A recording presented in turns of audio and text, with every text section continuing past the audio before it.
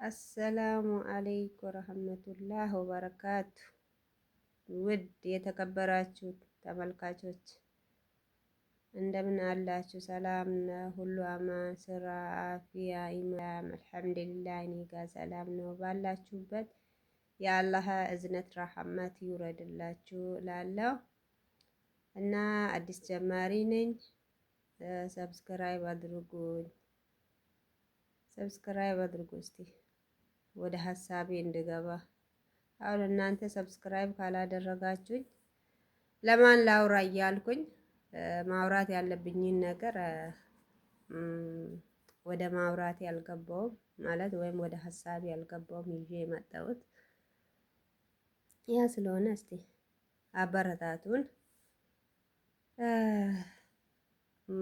ደግነት ለራስ ነው፣ በጎነት ለራስ ነው የሚባለው። ምን ችግር አለ? ብዙም እኮ ጉልበት እና ገንዘብ አያስፈልገውም ሰብስክራይብ ማድረግ። እና እንዴት ናችሁ? እንደጋገፍ፣ ተያይዘን እንደግ እላችኋለሁ። ቀላል ነገር እኮ ነው፣ ብዙ የሚከብድ ነገር ስላልሆነ እና ይሄን አውላችኋለሁ። ሲቀጥል ሴቶች አደራችሁን እንዳትጎዱ፣ ምገቡበትን እያያችሁ እያሰባችሁ እና ሰው እያማከራችሁ ቢገቡ ጥሩ ነው እላለሁ። ማለትም ጓደኛ ስትይዙም ቢሆን ትዳርም ሆነ እኔ በበኩሌ ጓደኛ ስትይዙ ጓደኝነት ላይ ቆይታችሁ እርስ በራሳችሁ ተጠናንታችሁ ቢገቡ ጥሩ ነው ባይ ነኝ። ምክንያቱም መጀመሪያ ማንነት አንቺም የሱን ማንነት ታውቂያለሽ፣ እሱም ያንቺን ማንነት ያውቃል። መጠናናት በጣም ጠቃሚ ነው። ቸኩሎ ከመግባት በጣም ጠቃሚ ነው እላለሁ እና ምክንያቱም ብዙ ያየሁት ነገር ስላለ ነው ብዙ ስላለ ነው እና ትምህርት ይሆንላቸዋል ብዬ አስባለሁ። ቀጥሎ ደግሞ ቤተሰብ ከተጠናናችሁ በኋላ ቤተሰብ ማወቅ አለበት። ቤተሰብ አሳውቃችሁ ለቤተሰብ አማክራችሁ ወይ ወንድም በቃ በአጠቃላይ ቤተሰብ የሆነ አካል ማማከር አለበት። በራሳችሁ አትወስኑ። በራስ የሚወሰን ከስንት አንዱ ቢሳካለት ነው በራስ በመወሰን ማለት ነው፣ ቤተሰብ ሳይጨመር። ግን በአጠቃላይ ቤተሰብ ቢጨመር ጥሩ ነው ባይ ነኝ። እኔ በበኩሌ ቤተሰብ ቢጨመር ጥሩ ነው። ሰው ቢጨመር ሰው ቢያውቅ የእሱም ያንቺም ቤተሰብ አውቆ መወሰን ቢችል ጥሩ ነው። ነገ አንድ ነገር ቢፈጠርም ጸጸት አይሆንም፣ ጉዳትም አይከተልሽም። እና እኔ ብዙ ነገር ስለተከተለኝ ነው፣ በዚህ ብዙ ነገር ስለደረሰብኝ ነው ቤተሰብ ባለማማከሬ፣ ሰው በመሀል ላይ ባለማስገባቴ እና ብዙ የደረሰብኝ ነገር አለ። እና ከሆነ በኋላ ደግሞ ቤተሰብ በገባሹ ውጪ ነው የሚልሽ፣ በገባሹ ውጪ ይልሻል እንጂ በጣም ከባድ ነው ወላሂ።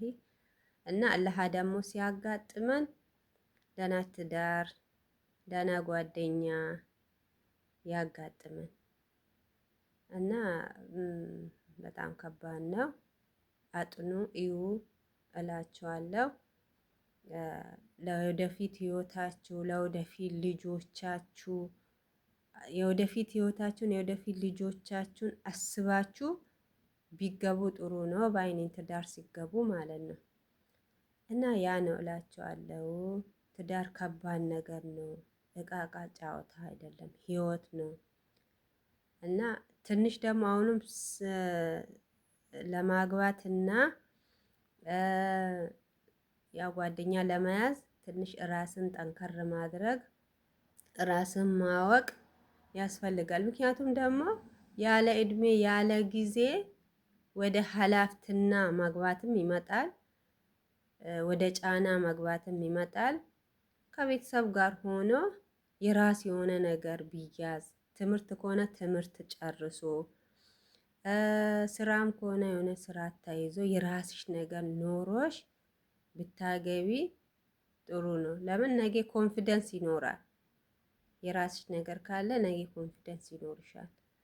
ሲቀጥል ደግሞ ምራቅ ዋጥ አድርገሽ ጠንከር ብለሽ ብታገቢ ጥሩ ነው አስበሽ እና እኔ እንደዛ ብዬ መክራቸዋለሁ ውዶቼ። እና በዚህ ዙሪያ እኔ ብዙ የሚያወራችሁ ነገር አለ ብዙ። ለዛ ሰብስክራይብ አድርጉኝ፣ ላይክ አድርጉኝ፣ አበረታቱኝ እላቸዋለሁ።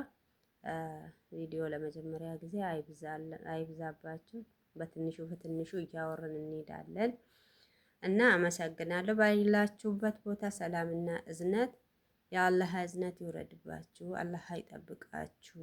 ሁላችንም ከቤተሰባችን ተለይተን ነው የመጣነው። አላህ በሰላም ከቤተሰባችን ጋር ያገናኘን፣ በሰላም ያወጣ ነገር በሰላም ይመልሰን እላለሁ። ሀገራችንን ሰላም ያድርግልን በያለበት። አሁን ዱባይ በዚህን ሰዓት የሚሰማ ነገር ከባድ ነው። በያለበት ኢትዮጵያውያን ሁሉንም አላህ ባለበት ሰላም ያድርግ። ሰላማችሁ ይብዛ እላለሁ። አሰላሙ አለይኩም ወራህመቱላሂ ወበረካቱ።